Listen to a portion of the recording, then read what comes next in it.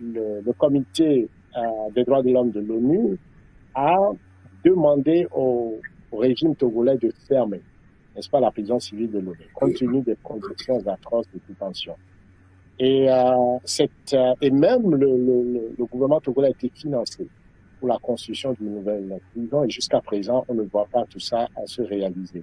Vous savez, la prison civile de Lomé est une prison qui date depuis le temps colonial et qui a été utilisée comme, je dirais, un lieu de conditionnement atroce des esclaves.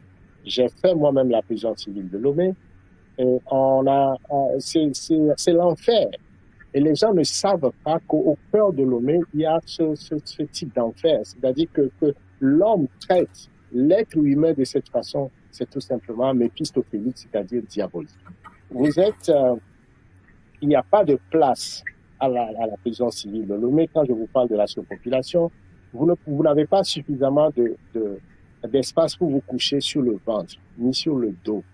Vous devez vous coucher sur le flanc. Et votre tête touche le mur, puisque c'est un cadre rectangulaire. Et quand votre tête touche le mur, votre pied touche la tête du prisonnier qui est couché dans le même aliment que vous, et ses pieds touchent l'autre mur. Vous voyez? Et c'est comme ça qu'on vous range comme des sardines.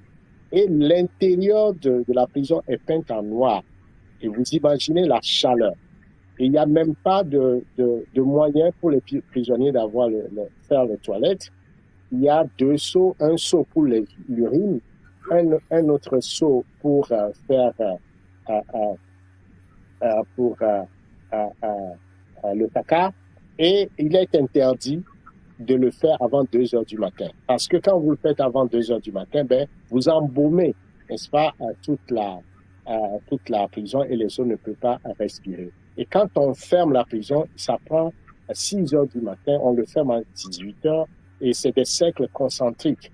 Il faut donc, on ferme le premier cercle, le premier carré, le deuxième carré jusqu'au dernier, et les gardiens sont complètement dehors. Ça veut dire que quand il y a un prisonnier tombe malade ou a une crise, il meurt dans la prison et il reste avec le corps jusqu'au petit matin. Voilà un peu les conditions de détention atroces.